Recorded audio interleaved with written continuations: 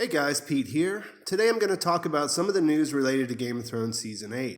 After the release of the first trailer, there's been a stream of new information to build the hype for the upcoming season, and I started out focusing on the interview with the actor who plays the Night King. This led me to think about the bigger picture, so we'll get into that as well. There are no real spoilers here, just my thoughts based on what we know from the show and from reading the books, and following along with all the theories that are out there about how the Game of Thrones TV series will end. So let's jump into it. In my last couple of videos, I talked about the trailer, what they're giving us in the press about the epic Battle of Winterfell, and what I thought the show would have to do to give us a good and memorable ending. They are in fact being liberal with details about this battle, telling us all about what went into shooting it, when it will happen in the season, and just generally hyping it to be the big centerpiece of Season 8. I thought this was suspicious at first, and then when I saw the episode runtimes, it got even more interesting. We know there are roughly 7 hours in Season 8. The first 3 episodes are shorter, with episode 3 being 60 minutes. We know the battle for Winterfell will happen in this episode. We also know that it will be the longest continuous battle in cinematic history, lasting more than 40 minutes.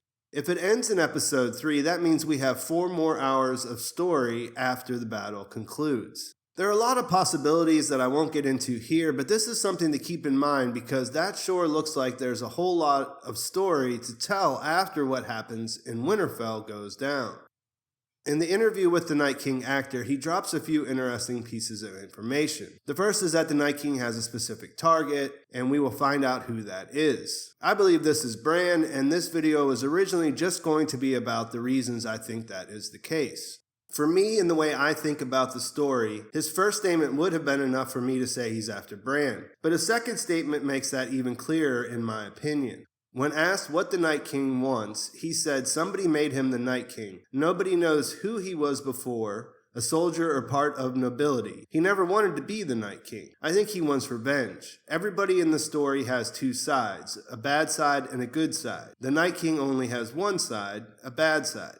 So we know the children of the forest made him the Night King, as much as we can know anything in the story because Bran watched that happen through the weirwoods. In that scene we can see that he's tied up and appears to be having this done to him against his will. The lore tells us that the children were doing this because they were losing a war with the First Men. They created what we now refer to as the White Walkers to give them an advantage in this conflict. That means that the White Walkers were created to defeat humanity. And we know they did this because the First Men were moving into their forests and more importantly cutting down the weirwood trees. From what we know though, this didn't work out as planned and eventually their creation led Westeros into the Long Night. We will get to learn a lot more about this when the prequel series comes out, but ultimately the children and the First Men had to join together in order to beat back this invention which threatened to destroy everyone. Now of course they are back, the White Walkers that is, and they have been moving south for the first time in a long time. And last season, they finally made it through the wall, and now we know that humanity is going to have to face them at Winterfell. As far as the story goes, it's important to remember why they were created and what they do. They kill humans. They also kill everything else, which wasn't exactly what the children had in mind, but the fact that the actor told us he wants revenge and has a target doesn't change that. The reason why I think he's after Bran and why there aren't even any other likely candidates is based on a few things. First, despite being very effective at killing people and adding them to their army of the dead, I think the show has made it clear that they aren't mindless in this endeavor. There are several examples where we see what looks like strategic moves from the Night King. Despite how we feel about the events of the trip beyond the wall to capture the White in Season 7, it seems plainly obvious that the plan was for the Night King to capture a dragon that he could use to get through the wall. He devised a plan and followed through with it, which to me makes him a much greater threat. Not to go on and on about this episode, considering it's one of my least favorite episodes, but 2 other takeaways here are that 1, Jon shows us again that he is a great warrior, but he makes bad decisions in the heat of the battle. Just like in the Battle of the Bastards, he would have lost here, he would have died here if someone didn't swoop in to save him. In this case, the reanimated Uncle Benjen. And then also, the Night King had every opportunity to kill him here, just like he did in Hardhome, and decided against it. Or at least he made it clear that that wasn't his priority. So that leads me to believe it's probably not Jon, and the revenge aspect of it doesn't really make sense with Jon either. So what is the revenge part about? Well, that is the second thing that I would say is the reason why it has to be Bran, and that is his position as the Three-Eyed Raven.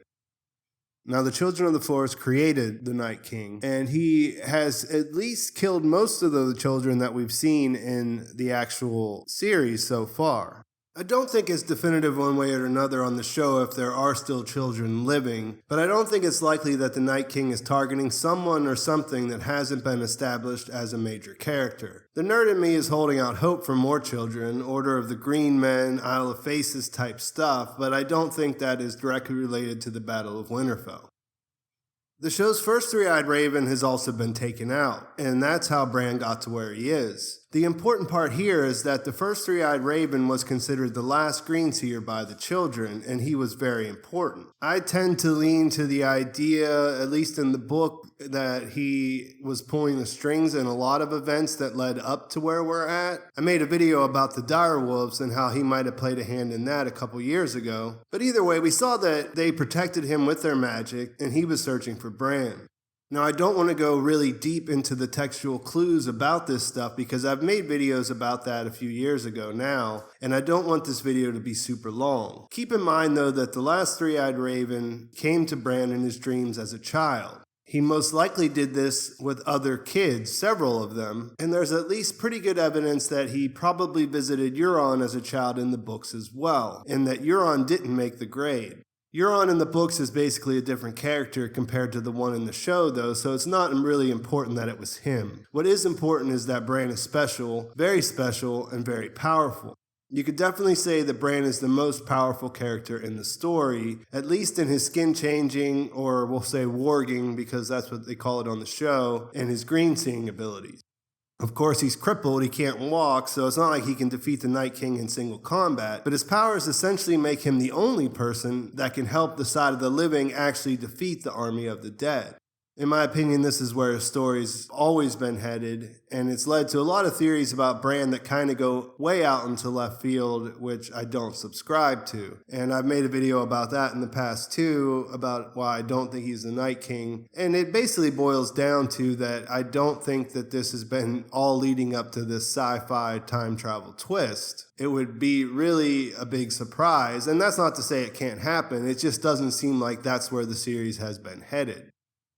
So we know the children made the Night King. We know that the children protected the original Three-Eyed Raven and that the Three-Eyed Raven came to Bran. The children and the original Three-Eyed Raven both basically sacrificed themselves to make sure that Bran lived, which also is a pretty big indicator of how important he is. So I don't really think there's any chance that he has a target that is someone other than Bran.